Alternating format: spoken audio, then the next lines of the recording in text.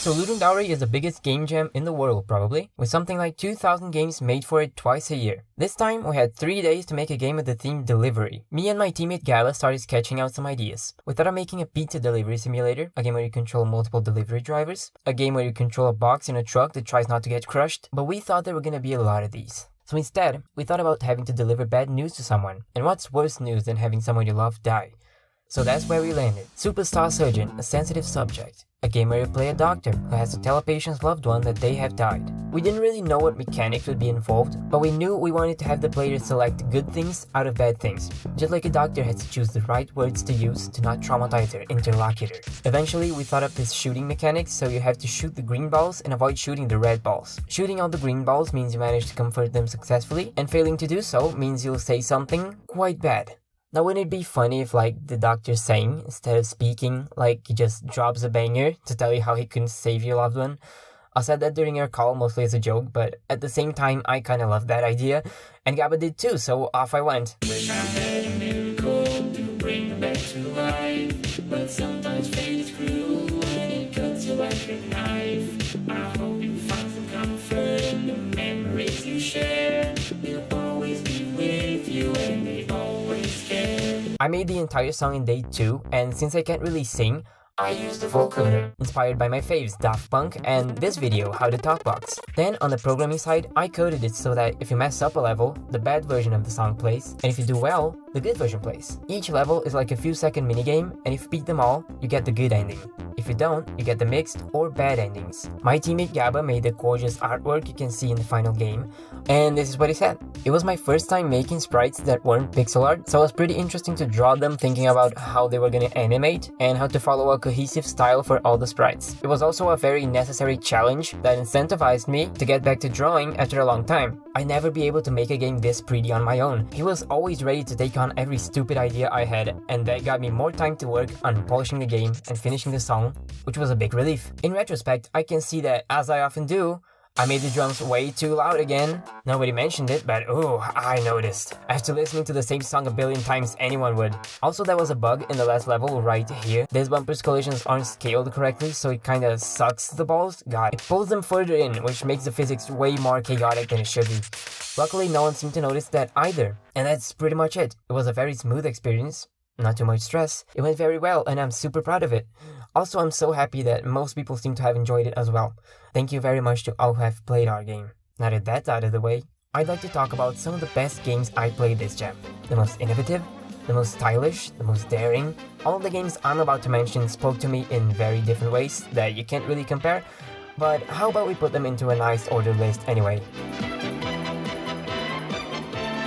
Number 10, Porch Pirate Panic by Stevie257. Starting strong, this was probably the most fun I've ever had in a jam game. It's a top-down shoot-em-up where you have to drive a package to your destination without being shot by the Porch Pirates. Simple, but really gets going once you unlock the different guns. Especially the chain gun, that thing is a beast. The music is a real banger too. Once the enemies start coming, it gets all intense and mellow.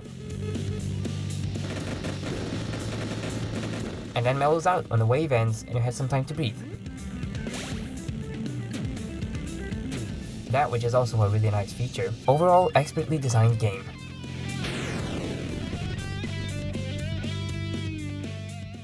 Number 9, Parcel Larceny by Parcel Larceny by Amaro K. Chukai. This game was a bit too hard for me, but the main reason I liked it so much was the presentation. For some reason, it kinda reminds me of Newgrounds with the simple drawings, kinda edgy subject matter, and brutal difficulty. I mean seriously, this dog's a bit. The OST fits so well with the game. It's got kind of a sneaky vibe to it that really makes you feel like a parcel larcenist. The controls are also so simple and unintrusive that the game comes around to pure skill, which is nice. I just don't have it. Number 8, Decrypting Handwriting by Paul J.S. This one's so smart. I saw a video by Tom Scott once about how postal workers have to decipher terrible handwriting to know where to send the mail, and they have some technology and information that can help with that. This game is exactly that, but instead of a postal worker, you're a secret agent who has to prove themselves worthy to their boss by reading chicken scratch. When I looked at the screenshots, this looked impossible. But you're giving all the time in the world and have a handy PDF to the side that you have to use to get your information from, so most times you only need to decipher a few letters to get the rest. The final letter was a surprise. What the hell was in this thing? I managed to do it first try and it felt awesome. Great game.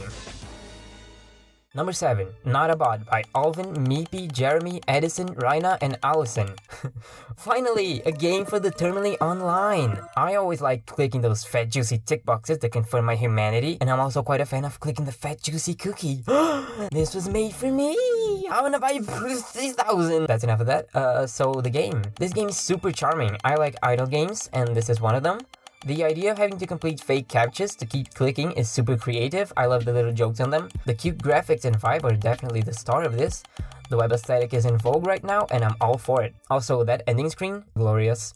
Nothing else to say. Number 6, Return to Sender by Aurelius. An impressively long, overworked simulator. That sounds like something bad, but it's really not.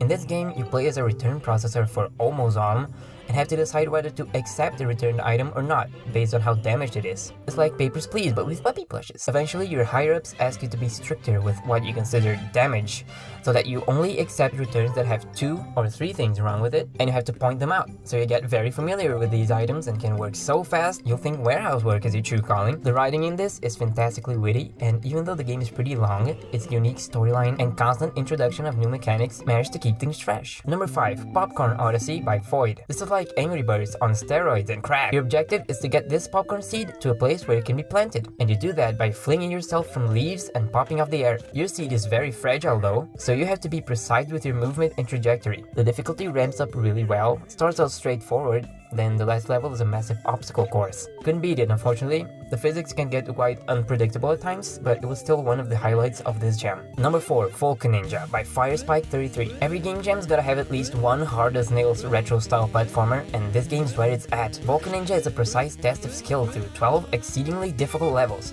Or at least that was the intention. Seriously though, difficult platformers are very much my thing, and this controls exquisitely well. The grappling hook mechanic is intuitive and versatile. Leads to many different kinds of challenges. This is another banger too, like, this music's so good, I was humming it uncontrollably, even at work.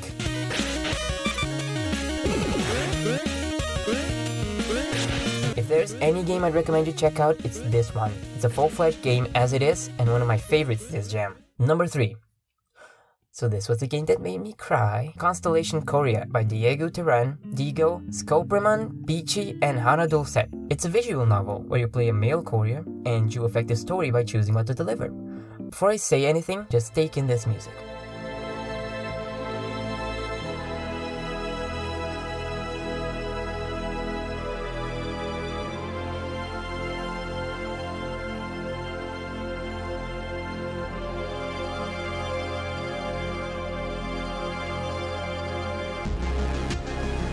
I don't know, this game isn't even sad, it just softened me up, you know? I did not expect the dialogue to get so real. There's a sizable cast of characters here, each of them a different mess of a person, except for Disco Dude. Disco Dude's chill. Many characters here said things that I could relate to very personally, and this just made the whole experience feel more unique, like I'm actually getting to know real people. Unfortunately, you only get to spend a few seconds talking to each one, but it's also special. This game knows its strengths very well and utilizes them super effectively. If anything, I just wish I knew what happened to the characters at the end, but I guess stalking isn't part of the job specification. Even if you're not gonna play the game, at least give a listen to the music. It's on SoundCloud. I swear you won't regret it.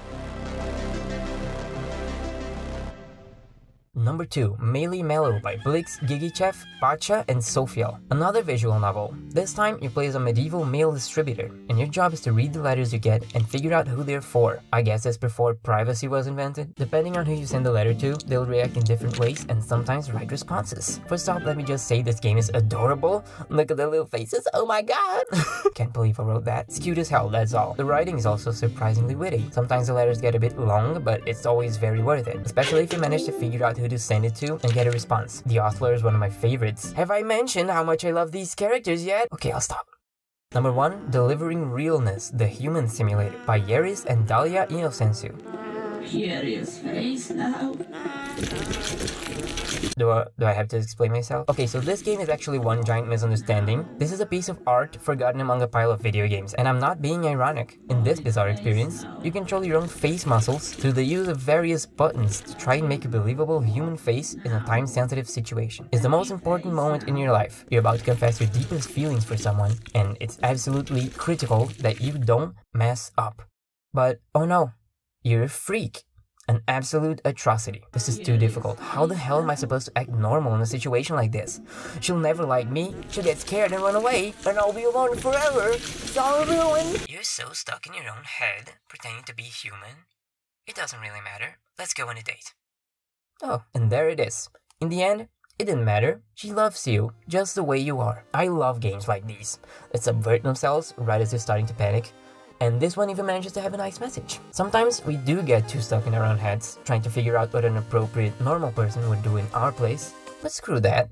Don't be normal. Be a freak. Be yourself. Yeah,